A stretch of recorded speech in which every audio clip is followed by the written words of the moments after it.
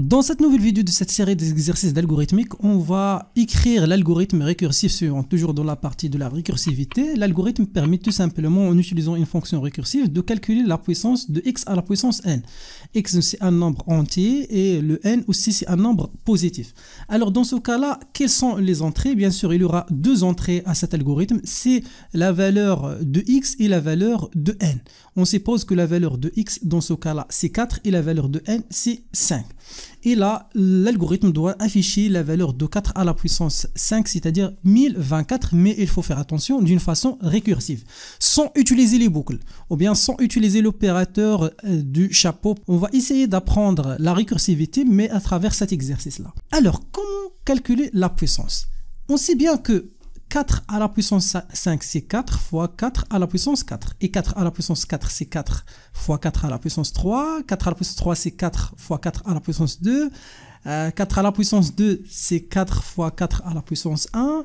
Et finalement, le 4 à la puissance 1, c'est 4 fois 4 à la puissance 0. Donc 4 à la puissance 0, c'est 1. Alors, on sait bien qu'on peut écrire un nombre x à la puissance n en utilisant la formule suivante, x fois x à la puissance n moins 1. Alors on peut utiliser cette formule pour reformuler le cas récursif de la fonction qu'on va l'utiliser après. Et là, donc quel est le cas de base? Le cas de base tout simple aussi, on arrive à n égale à 0, là c'est le cas de base, donc automatiquement nous devons retourner la valeur, dans ce cas là 1. Alors comment formuler tout ça à l'aide des fonctions récursives? Tout simplement, on peut utiliser une fonction, le nom de cette fonction c'est puissance, et les paramètres, on a x et la valeur de n. C'est exactement ce qu'on a ici. Après, on a deux choses, on a le cas de base et le cas récursif. Le cas de base, c'est n égale à 0. Tout simplement, on va renvoyer la valeur 1. Donc ça, c'est une chose claire.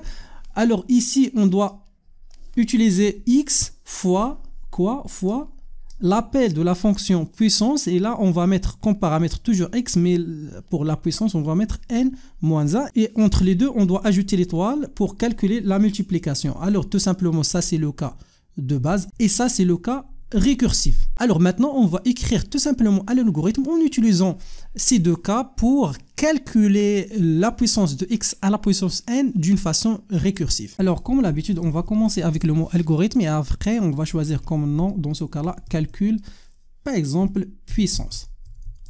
Ensuite, pour la déclaration des variables et aussi de la fonction récursive, on va commencer avec la déclaration de la fonction récursive. Donc, je vais laisser la déclaration après, ou bien la définition de cette fonction après, pour les variables. Quelles sont les variables? Bien sûr, il y aura deux variables. Ce sont les variables globales de l'algorithme. On a la variable x et la variable n. Donc, x à la puissance n. Les deux de type entier.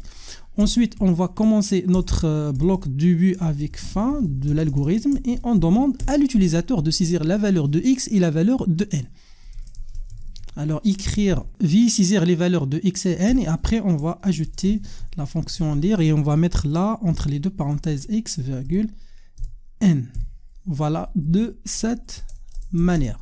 Ensuite, on va maintenant appeler la fonction puissance pour calculer la puissance de x à la puissance n. Donc maintenant je vais revenir à la définition de cette fonction. Alors je vais donner comme nom puissance. Pour les arguments on a deux, on a la valeur de x. Alors la valeur de x bien sûr doit être de type entier, donc toujours il faut mentionner le type de chaque variable ou bien de chaque entrée dans ce cas là, et n de type aussi entier. Ensuite le type de retour de cette fonction c'est aussi de type entier. Après, on va commencer le bloc début avec fin. Début, après fin. Alors, ici, on va faire quoi? On va mentionner les deux cas. Le cas de base et le cas récursif. Alors, le cas de base, tout simplement, c'est n égale à 0. Alors, dans ce cas-là, on va faire quoi? On va retourner tout simplement, return, la fonction return, la valeur 1. Sinon, tout simplement, on va retourner quoi? Retourne x fois quoi? Fois, dans ce cas-là, puissance. Entre deux parenthèses, on va mettre, donc la fonction va appeler elle-même. Donc, pour les paramètres, on a toujours la valeur de x, mais pour n moins 1 de ce cas-là. Alors là, vous pouvez mettre comme ça, et ensuite, fermer la parenthèse. Donc ça, c'est le cas récursif. La dernière chose, c'est de fermer ce bloc-là, fin si. Voilà. Et voilà, donc on est maintenant arrivé à écrire la fonction récursive avec deux paramètres, le cas de base et le cas récursive. Maintenant, c'est le temps d'appeler la fonction. Donc, la fonction va retourner quelque chose. Donc, vous pouvez utiliser directement écrire et là, mettre entre les deux parenthèses puissance.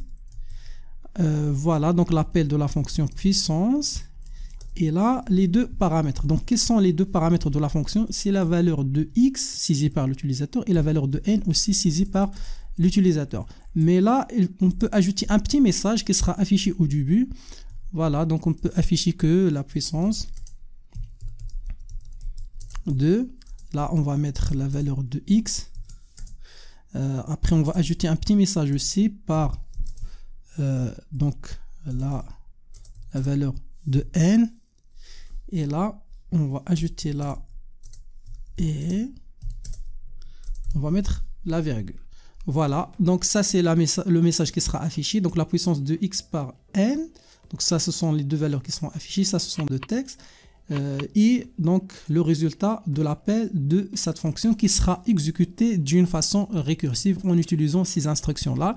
Et voilà, donc ça c'est la fin de cette vidéo. On a vu un autre exemple de la récursivité. Cette fois, le calcul qu'on a réalisé, c'est le calcul qui permet de donner la puissance de x par n.